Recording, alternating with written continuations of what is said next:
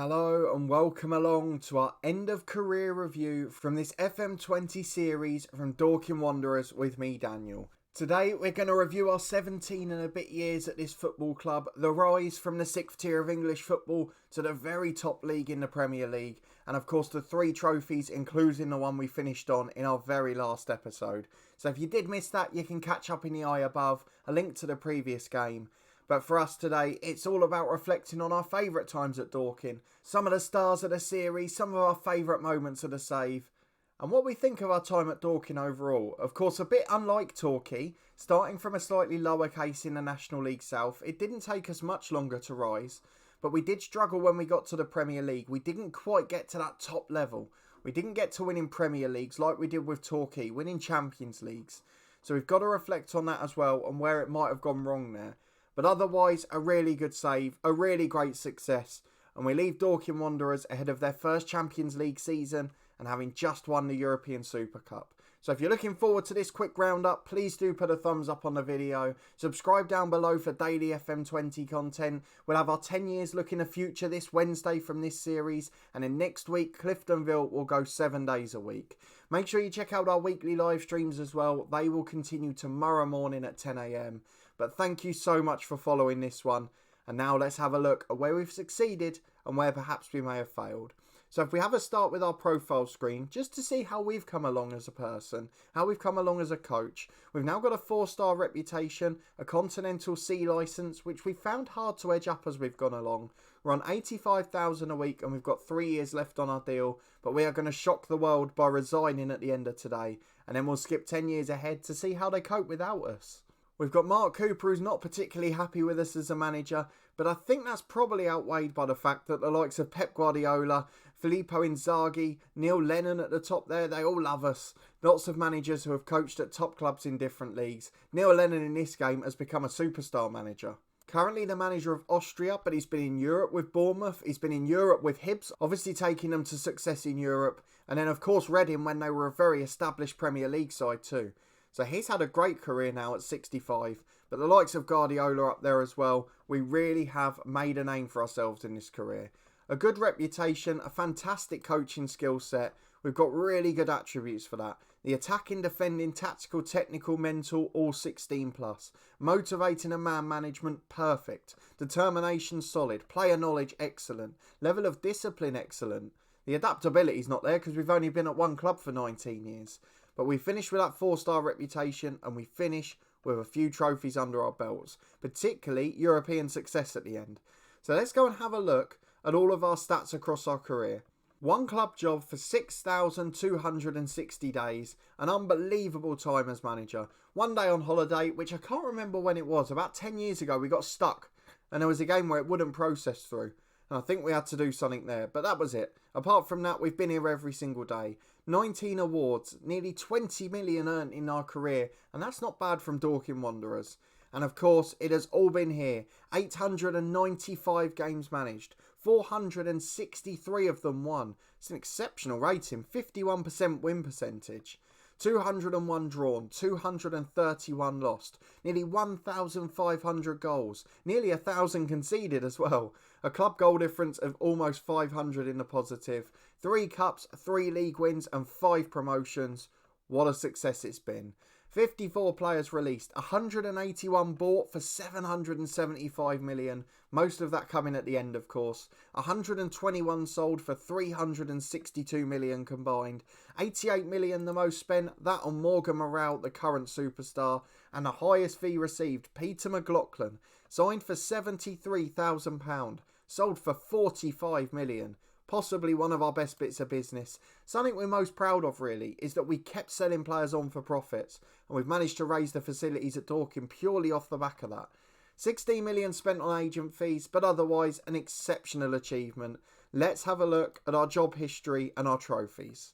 So after our first season just missing out on the playoffs agonisingly, we did win the National League South in the second season. I think still arguably one of the biggest surprises of the series. We're getting promoted from the National League first time around via the playoffs. And Albert Adoma came in late that season, really steadied the ship. Got us some key goals, got us some key influence in the dressing room, and he was fantastic. a mid-table season in League 2, followed by a third place finish to take us up, and then a 14th place in League 1, then 8th, then 11th. I mean, unlike other years, probably the one place we really got stuck this year was League 1. We were there for 4 average seasons, 3 of them in mid-table, and then just suddenly won the league out of nowhere. I mean, that's probably one of the things I'd say. You can see where we've got promoted. We've never been in danger of relegation this year. Never in the Premier League, League 2, League 1, National League, never. We never had one fight on our hands, and even with Torquay we had to do that. So perhaps that's a bit of a surprise, but the lurk in League 1 was a shock as well. In the Championship, we got out far quicker than I'd expected. Normally when we'd get stuck, but this time one mid-table finish and then a Championship afterwards. Up to the Premier League, we finished exclusively in the top half. 10th, 6th, 6th, 5th and then 4th. And the last 2 seasons, of course, we won the Europa Conference, then the Europa League, and then today, the European Super Cup. A wonderful achievement for the club. 3 lower league titles, 3 European trophies. Possibly just about as good as we could have done in 17 years with Dorking Wanderers, a semi-pro side at the start, a side not expected to get promoted, and after 1 season being wasted, it has been an upward curve almost all the way through. I mean, I'd love some of you guys to let me know what your favourite season was. I mean, I've got a couple in mind. That National League one was really special for me. The Albert Adoma effect was so key. The Championship winning one was exceptional. We got a lot of key players that are still at the club that season. And of course, that one where we won League 1 was just the end for some of the original stars. Those that we brought in the conference, the likes of Smith and Moles, a few of the others up front as well. It was the end of the road for them, but it was a brilliant success. And as a result, I'll probably remember that one as well. And then perhaps last season, the Europa League, the top 4 finish. It's about what we were dreaming of. And there's some really good seasons here. We've not made it right to the top of the Premier League. We found that harder to break through. We found it harder to rise the reputation quick enough. If we don't raise that, we can't get great players in. And we struggle particularly in defence to get world-class ones in. So as a result, there's been a few little problems there. And there's also been a problem with certain positions in games. I mean, right-backs, wingers. There's just no real quality across the world. So it does make it a bit harder. But as it stands, we've stayed within a wage structure. We've kept the club profitable. And we've managed to keep bringing them up the ladder and eventually winning big trophies as well. I could not be more proud. So let's go and have a look at the finances. The club finishes with a 9-figure bank balance. We can't do much more than that. It's exceptional work. The wage bill is still the 10th biggest in the Premier League. That's a wonderful achievement as well. And the facilities, considering where we started off, we are now in a really good shape. The rest are getting improved as well. We had that little glitch with the training facilities for 5 or 6 years, which has really cost us a bit in this series. But otherwise, the junior coaching, the youth recruitment exceptional. The youth facilities fantastic. It is just those training facilities. And we've got the Mark White Arena, now nearly 30,000 people in. And of course, packed to the rafters nearly every week. And meaning we've got a Premier League football stadium. A wonderful achievement for Dorking Wanderers, owned by the club. It's got everything we could need. And moving forward, this is going to really help the football club. In terms of the squad, I wanted to highlight the youth intake. Well, the first 3 years of this series was the hardest. We never had youth intakes at all. We didn't have an academy. We didn't have a youth level. And that's something in a one-club series you rely on. I mean, we've seen in Cliftonville in Season 1 how important youth academy intakes can be. And in this series, we didn't have that luxury. But we have finished the series with 3 in the squad, 2 of whom have played in our final game and won a trophy for the football club. That is all we could possibly have asked for. So let's start in sort of quality order in reverse. So Tamindu Gleedle is probably the worst of the 3. He's also the oldest at 21, but he was the first one that came through that could really compete at the top. We had some right at the start of the save, but of course later on, they're never going to rise as quick as the club did. But he has lifted the Europa League, he's lifted the Europa Conference, and he's been involved in these trophy wins. Didn't get involved or on the pitch in the Super Cup final, but everything else Gleedle's been involved in. 21 league appearances, loads more in Europe, 2-star ability, 3.5 potential. I do worry that he'll be let go as soon as we leave the club. Hopefully they'll keep on the homegrown quota, but I'm not sure of it. Tamindu Gleedle, not really good enough, probably a good championship player for his career. And when we come back 10 years in the future, of course we will look at the 3 of these. Sam Williams is second, he's our backup left back. 2-star ability, 4-star potential. Probably not good as McCrory, who we sold on, just so we could give this guy an opportunity. but he's won the European Super Cup and had a really good final, so we can't argue with it. He's been involved in all 3 trophy wins as well. I'm pretty sure he started the Europa League final. I'm sure he had to, or he came on, one of the two. But at 19 years of age, a great personality, plenty of potential. Clubs want him on loan already, so he might well go again as soon as we skip into the future. But 7 league appearances and a Super Cup victory. Capped at under 20 level for England, Sam Williams has the world at his feet. But he's not as good as Roger Solly. Roger Solly is the superstar that we've had through our intake. An official wonder kid at 19 years of age. 2.5 star ability, 5-star potential centre half. Again started the Europa League final, started the Super Cup final, started the Europa League 2 final, or the Europa Conference as it's called. Physically sublime, everywhere else very good. 15 under 21 caps for England, a threat from set pieces, scores plenty of goals, and he is the one to watch out for. I'd love to know where he is in 10 years because I think it's going to be one of the world's best clubs. So we're going to keep a very close eye on that because he is one of the ones we've got to watch out for. And when we come back 10 years later, I hope they've had a great career and they've stayed with Dorking. And before we leave, of course, we've got to have a look at what the team think of us. That's something that's important as well. Correa and Stokic unhappy for various different reasons, but otherwise everything is excellent. The managerial support is right up there, the dressing room atmosphere is as close to perfect as possible, and the team cohesion, without that big turnover, is so solid. We've got a little bit of excess in the squad, but there are some great team leaders here, and there are some wonderful players coming through. So I'm really hopeful moving forward that this club will be able to stay and sustain Premier League football. But with Torquay, of course, we had that situation where we knew exactly what to expect from them. They'd become a super club. Here, Dorking haven't quite reached that, so I'll be interested to see if they fall apart when we're not here.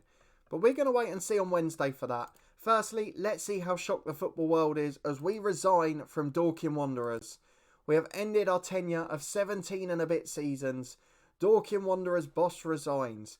The Dorking board were quick to pay tribute to the long-serving manager. While they were sad to see us leave, the announcement had given everyone the opportunity to celebrate one of the club's most faithful servants. To be fair to them, they've been good with us there. And our old mate Pep Guardiola might be taking over. 65 years of age now, in charge of Juventus, but he is one of the men linked with it. Also, Antonio Conte of Barcelona, that would be a backward step in style of football. And Marcelo Gallardo of Liverpool had a disappointing season there, but still seems to be highly thought of. But there we go. We won 3 league titles, 3 cups, Championship Manager of the Year, and so many monthly awards. We have been a superstar. I will just show you which jobs are available out of curiosity. So obviously the Dorking one's there, but aside from that, just St Patrick's Athletic and Ross County, and no others apart from Limerick are precarious. So it certainly wasn't an option to take over elsewhere. I thought about the Luton job, but then unfortunately, they just sort of took their manager before we got to the Super Cup. Dan Hickman's in temporary charge. He's been with us for years, and I'm sure he'll do a good job in the next few weeks. But there's a mass exodus from Dorking. This isn't what I wanted to see. 13 staff members, basically the whole coaching team, have left. And that includes the likes of Gareth Prosser, who was a head of youth development, only joined about 18 months before we finished. But everyone's gone, and that means Dorking are less likely to stay the same. And that's something that really worries me. So Dorking Wanderers are now officially managerless. Let's go and have a look at the club. There is no manager in charge, although it still says us there for some reason. But we've confirmed we've left. Apparently they've got Sam Williams as the hottest prospect ahead of Solly. That's bizarre as well. But Dorking Wanderers in the best position they could possibly be.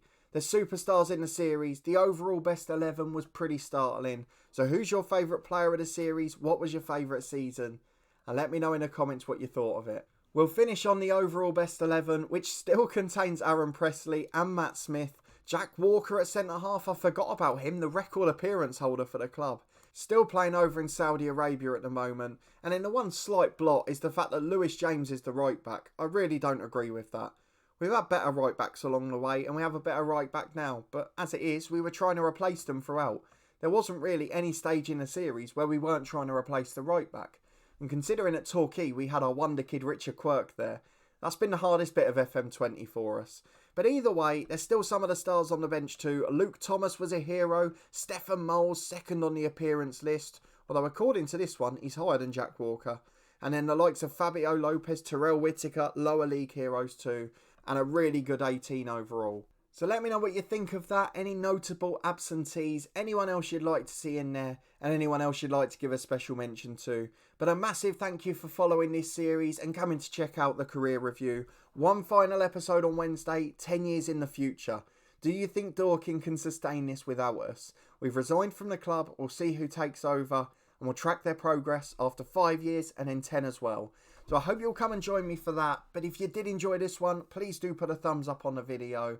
Let me know down in the comments what you thought our greatest success has been and perhaps where we might have failed in this series. Subscribe down below for daily FM20 content as well as weekly live streams every Tuesday morning at 10 AM. And then next week, Cliftonville will go daily. Monday to Friday, 4:30 PM, Saturday and Sunday, 1 PM.